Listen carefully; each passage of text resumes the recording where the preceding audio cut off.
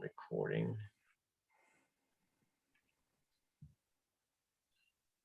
Okay. I hope people haven't forgotten there's 13 students besides you and me. Yeah.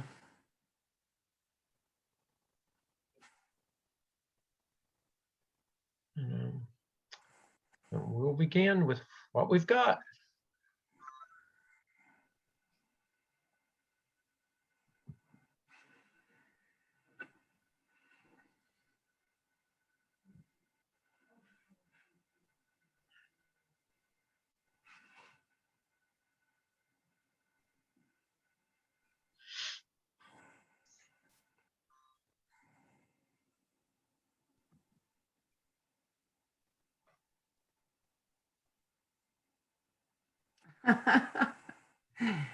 Oh, thank you, Tasha. I'm glad you've been working on that AAPTEL.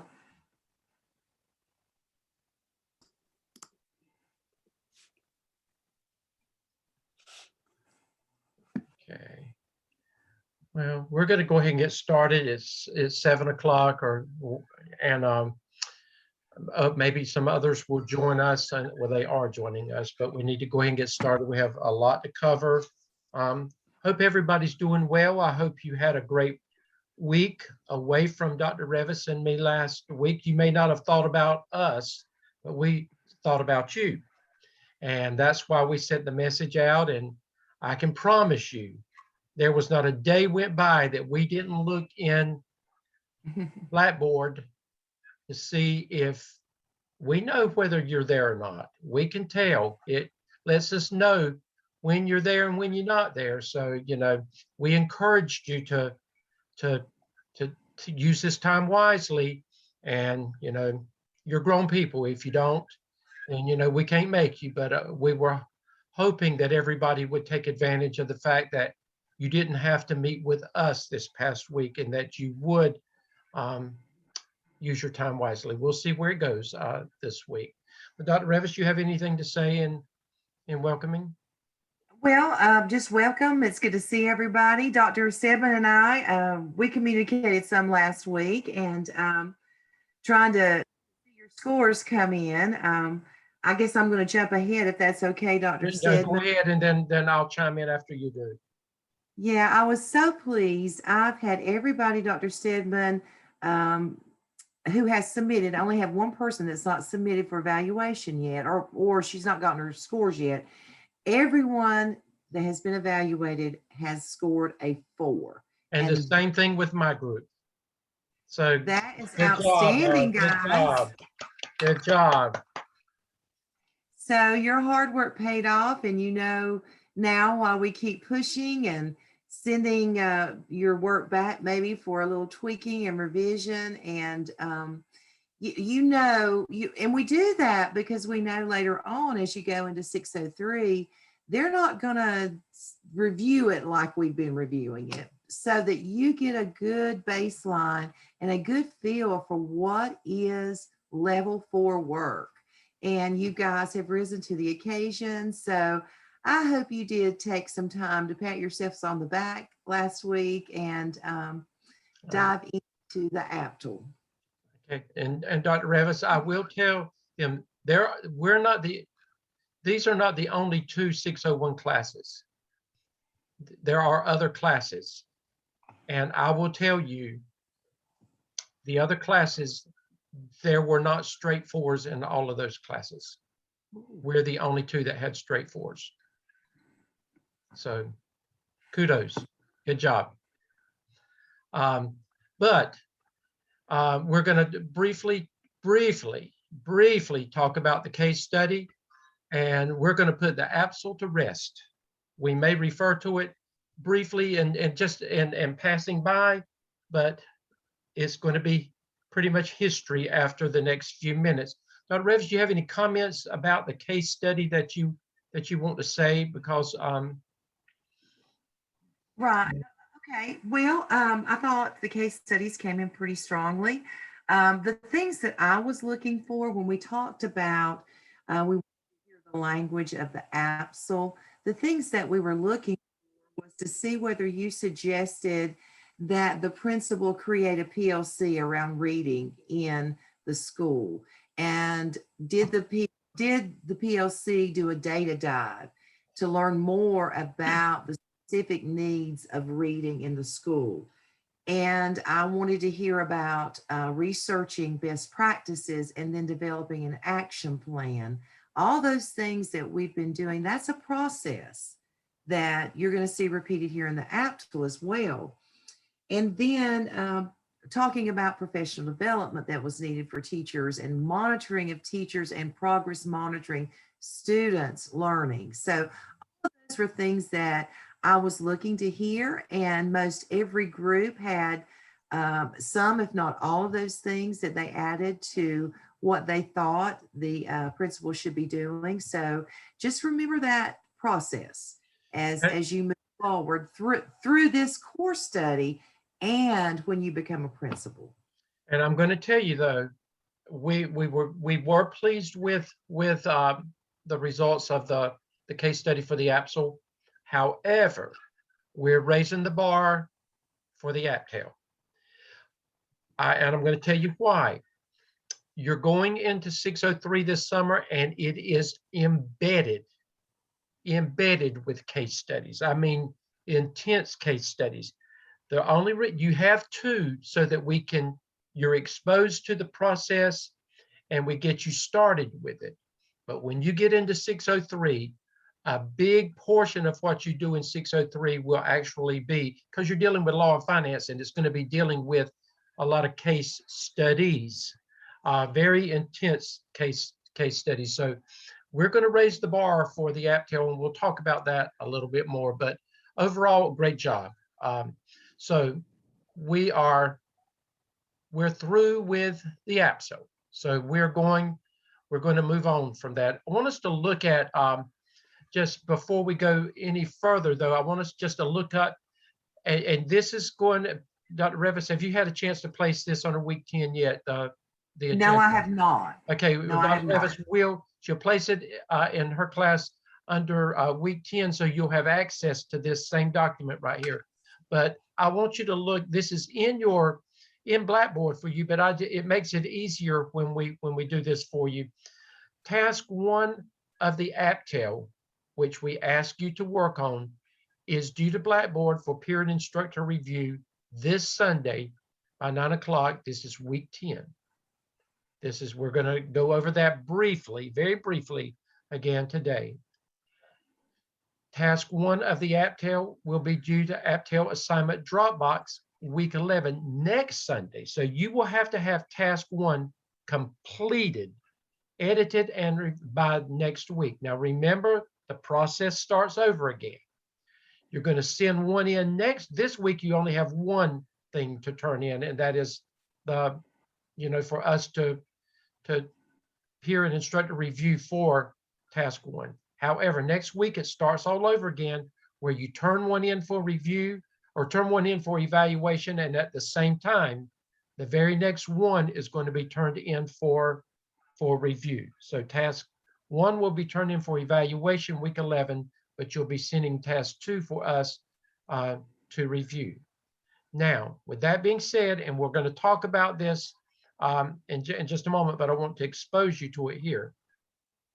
AAPTEL Task 1 Zoom conference. Remember when you had to meet with your Zoom team and you had to have a scholarly discussion about the AAPTEL, but remember you had completed task 1 and task 2 whenever we assigned that, and it was over on into the semester when you had to do it. It's much faster this time. This will actually be due the end of week 11. That is next week as well. So you need to begin planning this week for this activity next week. And again, I'm going to show you where it is again, but you'll follow the same process. You'll pick a Zoom leader. You'll follow the same process. However, you will have completed task 1 of the AAPTEL. The focus should be on the AAPTEL development.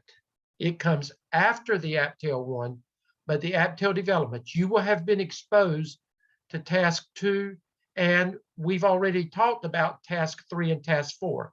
So when you do this Zoom conference with your Zoom team, you need to be in full conference about the whole entire AAPTEL process. The whole conversation needs to be about the development of the AAPTEL. So look ahead and be able, in other words, what one person sees, the other person may not see. So in the collaboration, all of your thoughts are going to come together to help you hopefully provide us with quality full work again with full development of the AAPTEL. And again, week 11, you got a lot coming up week 11. Then your 2 peer reviews will be due that week as well for task 1. And then remember task 2 for peer and instructor review. So this helps you get going. One thing this week, but you see you got a lot coming down the pipe next week. That's why we kept emphasizing to you, use your time wisely. And I hope some of you or all of you have. Wanted to point out again that that we will not be coming online for coaching on Thursdays until further notice. Remember, we told you we're going to cut the apron string. However, if you need either Dr. Revis or myself, you reach out to us and we will talk to you on an individual basis if that becomes necessary. Now, Dr. Revis and I reserve the right to say, okay, we're going to have a coaching session. It could be with everybody. It could be with a select group based on what we're seeing or what we're not seeing, but we reserve that right. However, if you need us, you reach out to us and we're going to be there for you. Dr. Revis, anything you want to say before we move forward with things? No, I just encourage you to reach out if you have questions. Just reach out to us and we will respond to you in a timely manner. It's much better to reach out to us on the front end if you're not sure of something than to do it on the back end. That's Right. saving us time. And just remember, from this point on, whatever you see in green under assignments, that is referring to the AAPTEL. Everything in green will be referring to what is due for the AAPTEL. Another reminder, make sure that you are doing your readings on your own. That's very important. Make sure that you're looking for opportunities to use the information that you are gleaning from your readings to show in your literature reviews or whenever you can use it for anything. Okay? Just make sure. With that in mind, I'm going to go to, let me find it.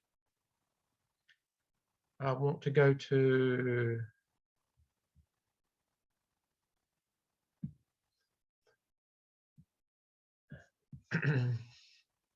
Dr. Revis, have you had any of the task ones to be sent to you for review yet? I have. I've had one. Okay. And Jamie, and she did a really good job. A couple things, let me remind you, this is not your opinion. These titles and these headings are about research.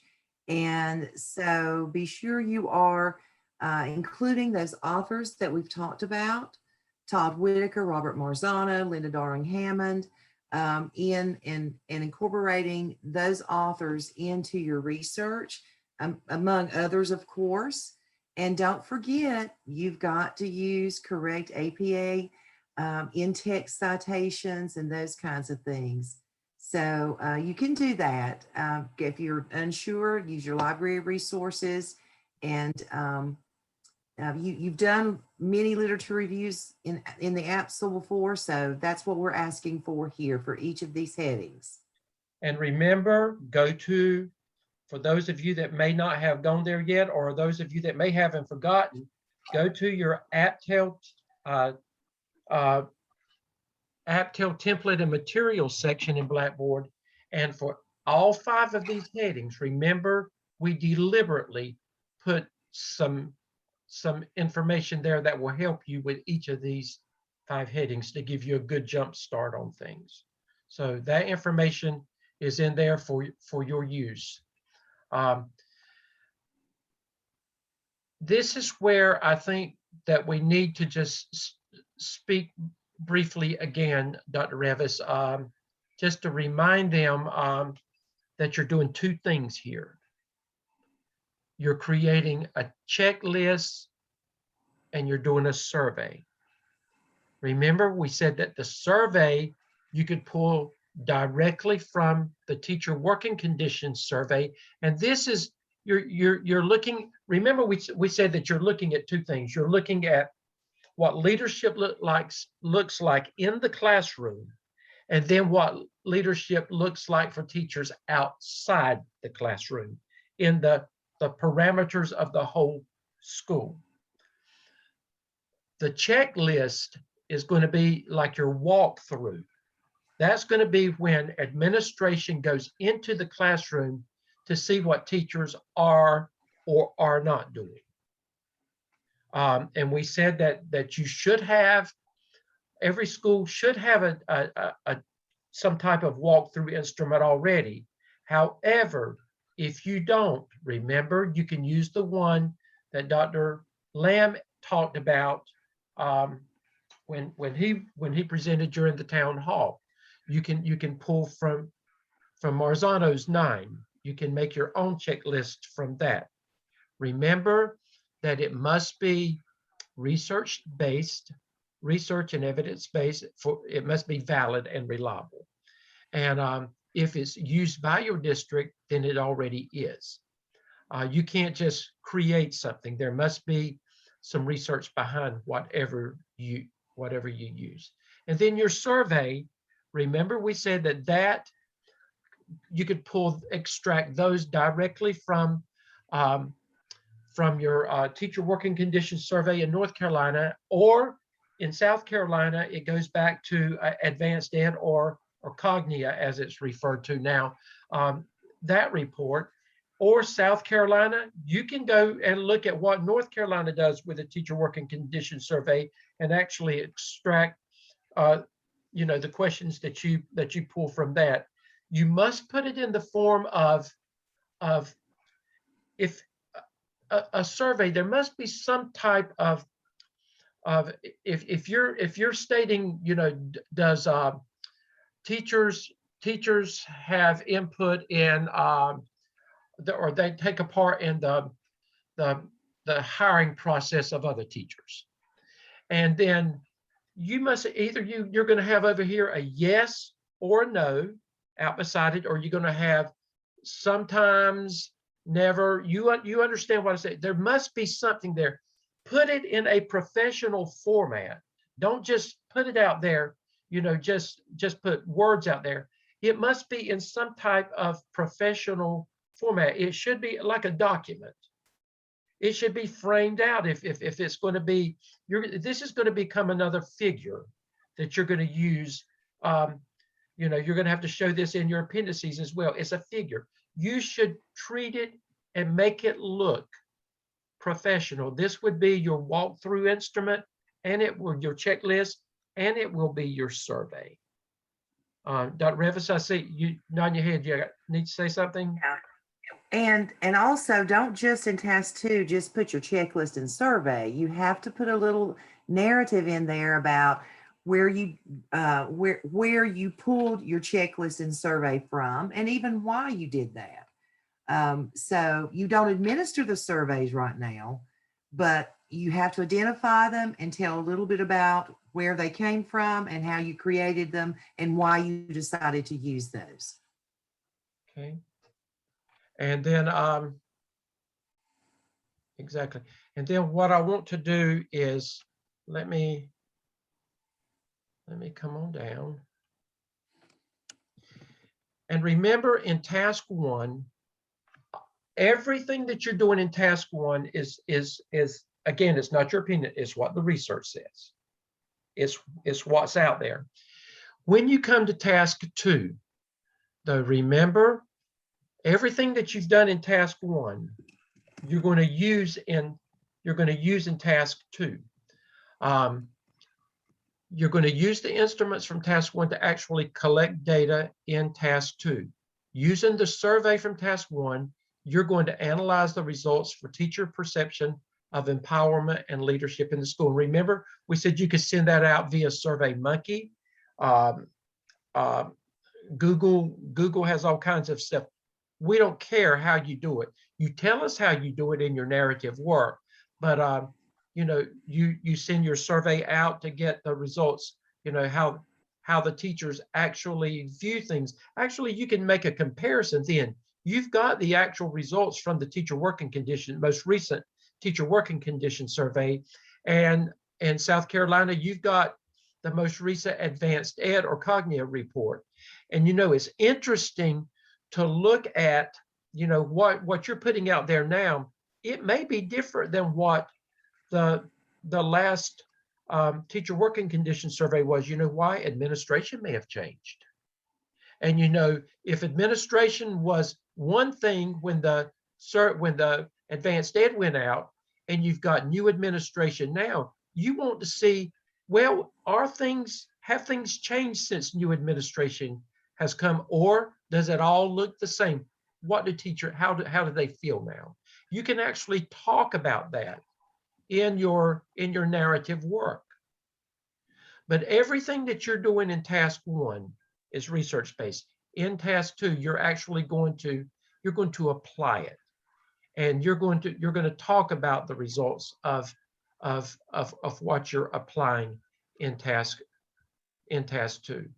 In addition, you're going to collect data in the school over a period of, and it says 5 days, however many days that you can get in there and observe and do. You remember you were asked, you've got to actually do some walkthroughs. You need to do at least a minimum of 3 walkthroughs. You have to get permission from your administration to do that. And the teachers that you're going to be visiting with, I would let them know that it doesn't need to be a surprise. Let them know, or I think the best walkthroughs are when the administration allows you to walk with them. So I would say, is there time in your schedule to allow me to walk with you 3 different times at least, to be able to get a feel for what's going on from the administrative side? Plus, teachers will respect you more when you're with the administration that way. It just goes much better. And then you also want to talk to them about, you know, you can't find in 3 walkthroughs, you can't determine everything that's happening in that classroom. However, you need to talk with administration, and you need to say, you know, over the past year and with your walkthroughs, or virtually with however they've done it, you know, what does this process look like in our school? You know, what are the strengths that you see? What are the weaknesses that you see? You're gathering data because, remember, ultimately, you're going to do a growth plan. You need all of this to be able to build your growth plan. Dr. Revis, need to say something now? Well, I just want to make sure that you understand in task 2, you're administering the surveys, you're completing the walkthroughs, but look at number 4. Right. You're collecting that data and you're analyzing that data as well. So you conduct your walkthroughs, you conduct your survey, and then you'd have to analyze what kind of information you received from those 2 instruments. Okay, and then we go to the, okay, let's look at this. We can make it bigger. Once you have collected that, and that's where you go back to these headings. Now, I want you to notice they're the same identical 5 headings that you did in task 1, the same identical ones. But now I want you to notice in task 1, it was research-based. It's what the research says. The research said this, but now you've done your walkthroughs. You've got your surveys back. You've talked with your administration. You've done some you've done, you can talk one-on-one with teachers. You can do some qualitative research. You can interview one-on-one. You can, you walk up and down the halls, you live there, you live the school. So it can be, at this point, it can be based on what you know, not your opinion, what you know based on what you see. Now what you're doing, you're taking each of those 5 headings and you're going to talk building efficacy and empowered among staff. In task 1, what did the research say? Now, this is what you actually see. Based on what the research says, this should be happening. But guess what? In my school, this is what is happening. It may be good. It may be the best thing since sliced bread. However, you may discover that research says these things should be happening. But guess what? It ain't happening at my school because this is what teachers say and this is what we see. This is where the rubber meets the road. You tell the truth right here.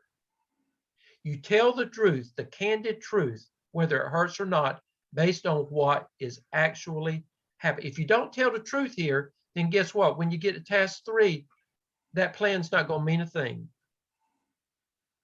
It's going to be worthless if you don't tell the truth here. The same thing, your results-oriented professional development. Okay, you live in that school. You know what professional development is or is not in that school. Now, the research says in task 1, Linda Darling Hammond says all of this about research and others, all this about research. This is what should be happening in an ideal setting. But guess what? When it comes to my school, it ain't happening, or it's not happening like it should. Be very candid here. You need to talk about what it looks like at your school. What is real? What is real? Dr. Revis, would you like to continue with the next one? And this is your gap analysis. You're doing an analysis between what should be happening according to the research and the current state of your school. So in the next one, we're talking about recruitment, placement, and mentoring. What does your data sets point to here?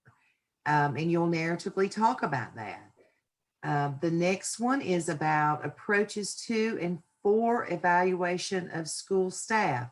Again, what came back on your survey results? Now, most of these answers to these things are going to be found in your survey and not so much your checklist, because these are things you are surveying for teacher leadership and empowerment on that survey form.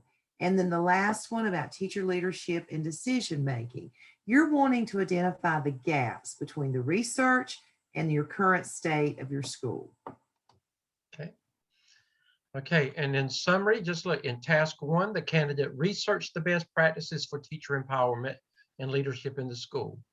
In task 2, the candidate is to take these same 5 areas and analyze the gaps between what the research says from task 1 to what was actually observed in each of these areas in the school for task 2. It's what you know. Task 2, prompt number 1. Gaps in these 5 areas. Remember, Dr. Revis talked 2 weeks ago about a gap analysis. Gaps in these 5 areas are to be addressed in narrative form using APA format and referencing sources identified in the literature as applicable. And then task 2. Walkthrough data is to be graphically and narratively explained in prompt 2. Okay, your walkthroughs. What do walkthroughs look like in your school based on what administration says? What did walkthroughs look like when you did your 3? This is your opportunity to really shine here and to show us some creativity in your graphs and your graphic information. And again, no 2 is going to be alike here. No 2 is going to be alike here. This is also the section where the candidate will provide narrative results of what the administration provides. I've already said that. concerning what they see as strengths and areas of needed improvement for the walkthrough data that they have collected during the current school year. If your principal does not call the process a walkthrough, then address the process they use and provide data and narrative responses for what is done. Some some schools call it rounds, instructional rounds. Like doctors go in the hospital, make rounds, and they'll take interns around with them, and they analyze the patient, and then they talk about it. Well, administration may walk as a team, and they may do rounds with the coach, instructional coaches, or whatever at your school. And number two, Dr. Revis, would you take that one, please? And so in prompt two, what you're doing is you're graphically presenting your data. You'll show the results of the survey, other data collected from your walkthroughs, and you'll use, you can use charts, tables, graphs, whatever you do, everything's identified as a figure, but be sure that you describe what's going on and talk about it narratively. And then you provide a graphic and narrative data for your personal walkthrough experiences. So in prompt one, again, you're responding to those 5 different areas from your survey data, but in prompt two, you start out with your walkthrough data, but you also graphically demonstrate or show your data from your survey as well. But in prompt two is where you go in more in depth with your walkthrough data. Okay, and I want to come out of that. And Dr. Revis, I think this is a good point. I know that it was mentioned, but you did a great PowerPoint presentation last year that we want to refer back to this evening. And then I want to, after we get through with this, I've actually pulled 3 examples, and I'm going to quickly just show them some different things they need to see for task 1 in those 3 examples that I've pulled. Okay, good. Well, on the second slide are just a few quotes that come from your reading. A needs assessment, again, is what you're doing here. And you're comparing your current instructional and organizational practices to research-based indicators. And a needs assessment also provides a method to learn what has already been done and what gaps remain. And that's key. What are the gaps? Please don't feel like that you are showing your school in a negative light. Perhaps if you know, when you're identifying gaps, because, you know, that's the only way you get stronger and better as a school, when you honestly analyze your data points and find those gaps. So in the next slide, I can't take credit for this graphic. This was Dr. Steve Stone. He did this graphic and I really like it. It just gives you a visual about, you're starting in the left-hand side about your current state, and the gap analysis in the middle, and then where do we want to go? And that's going to be in the form of an action plan that you're going to do in task 3, guys. So the next few slides really take the AAPTEL, and I think, can we go back one slide, Dr. Stedman? Yeah. Yeah, okay. So what does the research say? Gather and analyze your information and your data, make the comparison, and then you'll determine goals, develop that action plan for improvement. So then in the next slide, we relate it to your AAPTEL. What does the research say? That's what you're doing in your AAPTEL Task 1, Prompt 1. You're addressing the research in these 5 areas. And on the next slide, you're gathering and analyzing information about current practices. In the prompt 2 of AAPTEL Task 1, that's where you're identifying your survey instrument and your list. And in task 2 is where you're going to administer those instruments, collect data, and collect your walkthrough data. Next slide. And then in task 2, prompts 1 and 2, is you're going to make that comparison. What are the gaps? And again, what you're looking at is the current state of what's happening in your school. You're comparing it to the research. But here are some questions that Dr. Robin Hamilton suggested to really dive deeply in the gaps. Is the gap across the school, or does it just exist at certain grade levels or subject areas?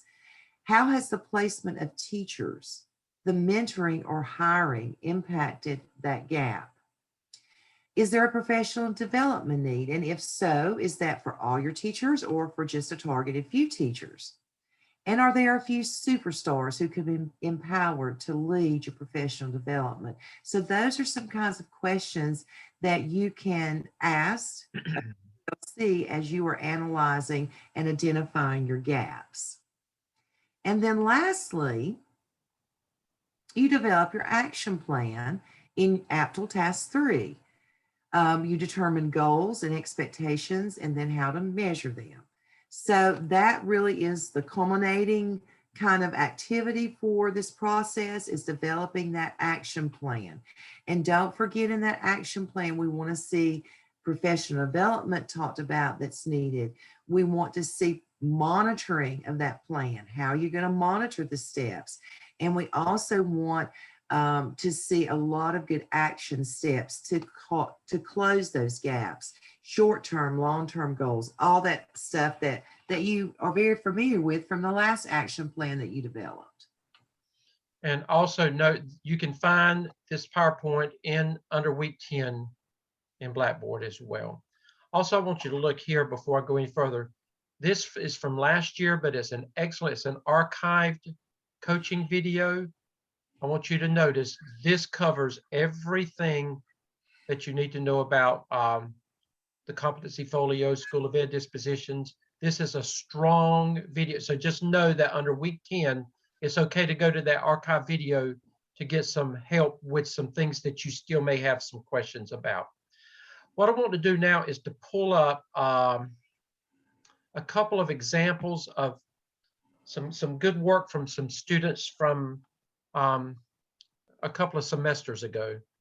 And I want to actually go to, well, this is their AAPTEL, this is their full AAPTEL. But what I wanted to mainly go to was to show you their instruments that they had used in task 1. This is all their research.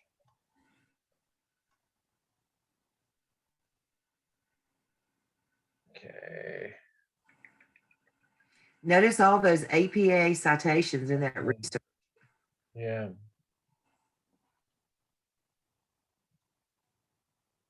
These is quality work. Okay, here they are.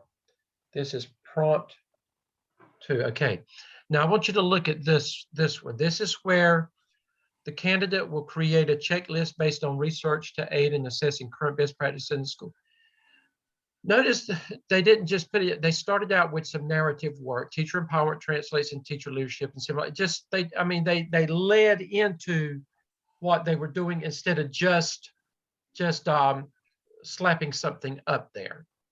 Then it actually went into their survey questions to teachers. It says a teacher's perception of their empowerment as leaders in their school can be assessed using a survey. The table shows questions that were used in a survey by the candidate to determine a teacher's perception of their empowerment as leaders in their school community. Now, this was a very simple one. Teachers are recognized as educational experts, yes or no. Teachers are trusted to make sound professional decisions about instruction, yes or no. But you see, these are all related to what teachers do where? Outside the classroom. Teacher leaders outside the classroom. And then the narrative work leads on into what the school actually does with walkthroughs to look at teacher leadership inside the classroom. And this one is actually one that was adapted from Marzano's 9.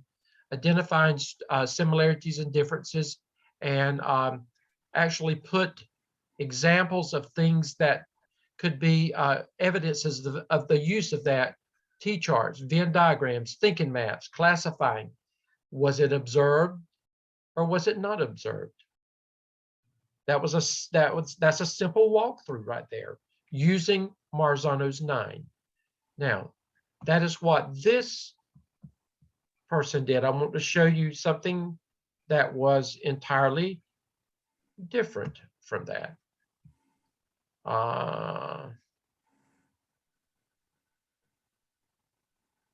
Here it is.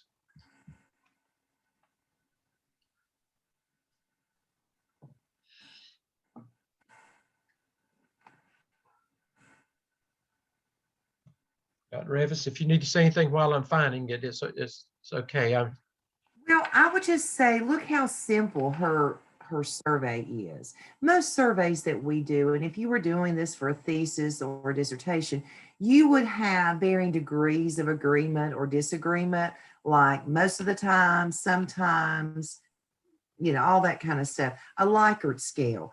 Don't worry about trying to do a Likert scale. Just do yes or no. And the same thing for your walkthrough, unless your school has their own walkthrough, either you observe it or you don't. And you're not going to observe everything during your brief walkthrough, but it's just enough for you to gather some data. Okay, now here's another one. The candidate will create a checklist. Anyway, figure 1 below is the example of the checklist used for walkthroughs and instructional rounds. Notice they said something differently.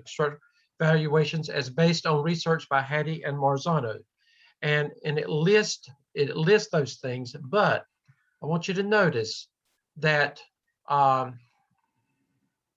this is the actual classroom walkthrough form that was used. Has a place for notes. This is the instructional rounds. Listed several things that they used. Don't have to be that extensive, but this person really did a lot of this. And this is their teacher empowerment as leaders survey. I'm sorry, it keeps moving. But again, indicate how long you have been teaching. You'll circle one of them right here. Teachers are encouraged to participate in school leadership roles. You circle either true or false. So, I mean, there's a variety of ways that you can have teachers to respond to the surveys. This is, again, leaders outside of the classroom, and the other was leaders inside the classroom. And I want to show you one more. That was, okay, here it is.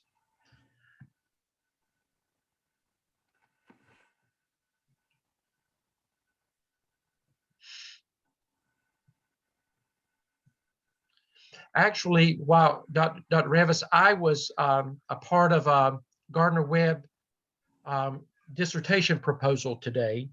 I was on that committee, and the person is her research was actually dealing with does the teacher working conditions, is it effective, or is it what it says it is? Is it doing the job, based on the perceptions of principals? And she was actually going to end up doing a focus group with 12 schools out of a large district of 50-some thousand students that has a high turnover teacher rate.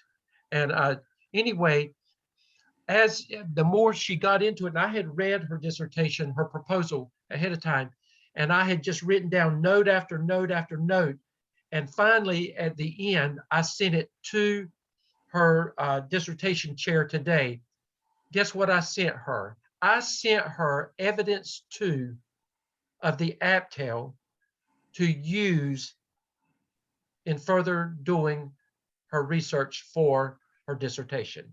It was everything that you're doing right now. Everything. It was very timely. Dr. Anita Sanders was on the same committee. And when I said that her eyes got big, she shook her head. Yes, she said she knew it because she had taught this before. So here it is, prompt 2, the candidate will create, okay. Now I want you to notice what she did. Teachers are recognized as educational leaders. She listed things, but then she put them in a Google form to be distributed to teachers. She listed them, then she put it in a Google form, and then sent it out.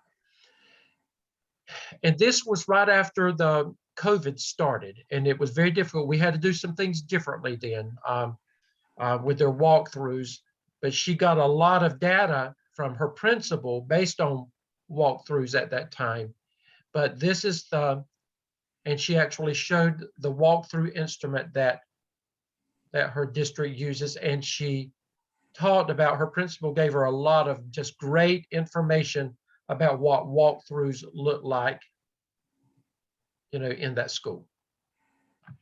Anyway, those are, and I took the time to show you those because we wanted you to see that there's no two that should be alike for the most part, unless you work in the same district and you know that it's adopted by your district. So it's okay to be different.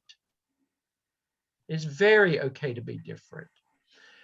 Before we go any further, it's okay to ask us questions now about anything. No, just hold your thoughts. I want to do one thing real fast. Let's look at, and then I'm gonna stop, and I'm going to stop sharing. When you do your, okay, the AAPTEL, here it is.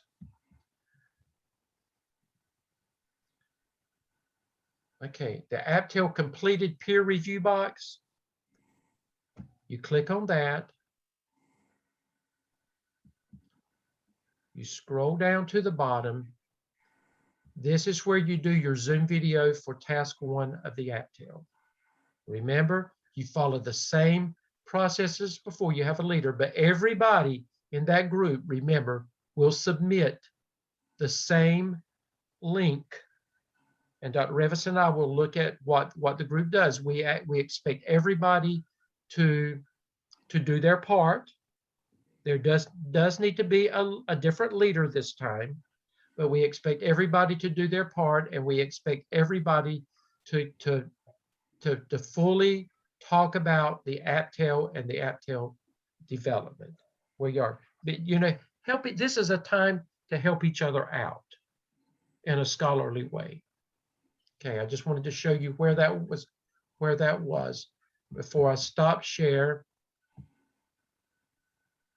Okay, now it's okay to unmute yourself at this time and start asking Dr. Revison and me any questions about where you would be, where your understanding would be with AAPTEL task 1, and where you've got to go into task 2 at this point. Any question? Dr. Revis, have you looked at the chats to see? Yes, I have. I've been keeping up with it. Okay. One question was, how many questions maximum? I did not respond to that. I sorry, I missed that one. That's okay. And you know what? You don't want teachers. You need to be cognizant of their time. I would say, anywhere from 5 to 10 questions. That's sufficient. And I did respond to this one. How many responses should we aim for? Well, you want to aim to get everybody responding, but guys, don't worry about trying to get 80%. Get what you get and move on. You don't have time to go back and resurvey. I'm sure that you will get enough to get a good picture of the current state of your school. Right. Right. And some people, it's differently. Some people are at very small schools. Some people are at medium-sized schools. Some are at very large schools. So, that's going to vary based on the sizes of your schools too. Okay. What about walkthroughs if you're not on site? then Jenna, what you would have to do is you ask teachers or you ask administration to allow you, if everything, yours is completely virtual anyway, you just do virtual walkthroughs. You join in on, get access to get into those sites, and you just monitor for a few minutes, just like you would if you were in the actual classroom walking. Does that answer that, Jenna? Okay. Lisa, is a printed copy to teachers okay? Some teachers are a bit apprehensive about their name on it. I don't care. That's okay. As long as you get what you need to get, that's okay. I have a question. Our school has changed walkthroughs because going from face-to-face to virtual to hybrid. So as we've changed those, our walkthrough has changed. So our data is going to be a little squirrely. Talk about it that way. Okay. Talking just like you just said, you will have a mixture of things. You'll have a high, the language in your work should speak hybrid language. Okay. Okay. And Tasha, if I were a principal, boy, I sure would like to see an analysis of how those walkthroughs may change on those different platforms. Mm-hmm. Don't forget to share that with your principal. That would be some really good information. Well, you've got to share it with them. Remember, that's a part of what you've got to do with task 3 anyway. You've got to show it to them, so they're going to see the results of all this. Also, remember, you have to show it to them, and you have to show it to your school improvement team, or at least a selection of the staff at your school. It can't be just your administration. And we're encouraging that you do this and show evidence of it, because I do believe that some of our students last semester did not score as high on the AAPTEL because they did not show that, Dr. Revis. And I want to make sure that that is not an excuse this time. Other questions? I guess I'm a little bit in the same kind of situation as Tasha. We're kind of bouncing back and forth with in-person and remote. We were famous yesterday. Our school was, because we have a cluster in our school. So my principal's being very careful with walkthroughs and stuff. So yeah, I just wanted to make sure that even if I did it virtually, if they put a computer in there and I was able to jump in virtually, that was okay. Yes, you be as creative as you need to be. We understand that we're dealing with different times. We understand that. So we expect to see some very diversified, eclectic types of things going on.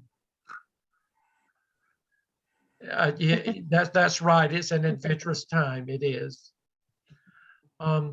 Just want to remind you to, it's okay, some of you have already, but several have not. Go ahead and complete your School of Ed dispositions. A few of you, remember, it was a callback, and it was just an oversight on your part. If you considered yourself to exceed expectations, you have to provide us with a narrative justifying why you said that. It's okay that you said that, but we can't just accept it that you say I exceed X. We have, so go back and look and make sure that there's a couple of callbacks. Don't mean to call you out, Tasha. You need to go back and do yours. I had to send it back because of that. You forgot to put the narrative on there. So go back and fix it for me. There was another one that I think it was the very same thing. So it's just a minor thing. There's a few in there. It says P, and that means that it's in progress. And make sure that you have not forgotten to submit it for evaluation, that you do submit that for our evaluation. So make sure you've done that. I will tell you, and I cannot remember, I'm trying to see her for names on here. I can't remember who, somebody from your group, Dr. Revis, has turned in their 12 of their competencies for their folio and did an excellent job. And I cannot remember what, anyway.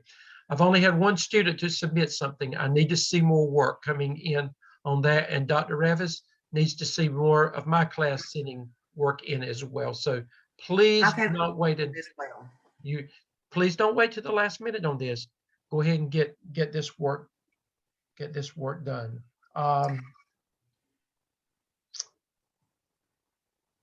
I think that's it, Dr. Revis, unless there's something that, you know, we're here if you have questions.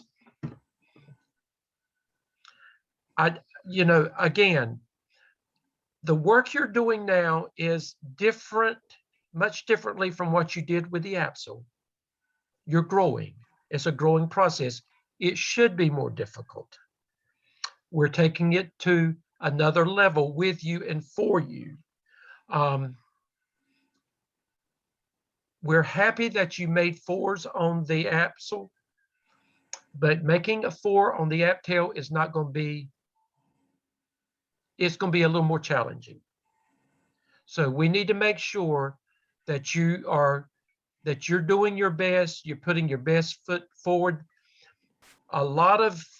We need to see lots of evidence of you actually doing something with the AAPTEL. There's a lot of involvement on your part in the AAPTEL. And if you've noticed, the AAPTEL is more about you than even working with your team this time. You need to talk with your team. You need to share things with them, but most of this work is really is you. Dr. Step, we have a question from Jennifer about, we need to let you know when we submit competencies, correct? If everything is working well, we're supposed to get notified, but I would go ahead and just shoot us an email, whoever, if you're in Dr. Stedman's class, shoot me an email and vice versa, just to let us know, make sure everything's working. The notifications aren't coming, Dr. Revis. I don't know why. So just tell us this, just say, I submitted some work to task stream for your review. That's all you need to tell us. And that, and make sure you are requesting comments on those. right. And if my group is sending to Dr. Revis, you have to specifically identify Dr. Revis's name in there, and you have to say, I'm requesting comments for review. And if you're in Dr. Revis's group, you have to specifically name me as the person that is going to review your work. You're requesting comments from me. So make sure that you do that.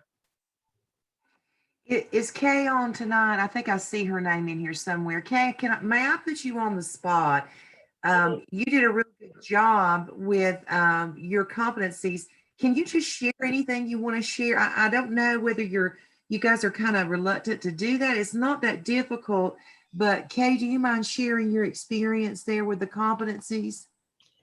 Well, what I did was I really used that example that was put in Blackboard to really help me out more than anything else. Good. Because that gave me some guidelines, and so once I did that, I had them in there for a while, and I thought, well, maybe this automatically goes to Dr. Revis, but I wasn't sure about how that worked. And so when I emailed you, you told me how to do the requesting for comments, and once I did that, it went through pretty easily. So it was, it's a fairly straightforward process once you know what to click on. Thank you, Kay, for letting me put you on the Thanks, Kay. spot. So Dr. Stedman, I've done some, but I guess I'm missing a step. Okay, Pam, is this Pam? Yes. Pam, you'll need to, when you go in there, Kay, come on again. Okay. Tell Pam where she needs to go and what to do. So when I went into task stream, and you click on each of the competencies, up at the top of the screen, there's a place that says comments. And if you click on comments, it gives you an opportunity to request comments. And then you'll get a pop-up box, and that pop-up box will actually ask you which of the competencies you want comments on, you want to have reviewed. And once you click those off and you check the name of the professor that's supposed to be checking that for you, then it should send them a notification and they can go back and send you comments. Thank you. That's Okay. what I didn't do. And Pam, it's okay. It's okay to reach out to somebody in your class too. Zoom teams, you can help each other. And I'm going to tell you why. Dr. Revis and I can talk you through this, but we can't see what you see. Yeah. So, you know, we have to talk you through this, but what you're actually doing, we can't see that. So sometimes we have to listen. And if we act like we don't know, sometimes we don't know what you're talking about. We have to figure it out because what you see is differently than what we see. But don't worry about it. We'll get through it. My students did the very same thing that Kay did, and I can't remember the name, and she's not with us tonight.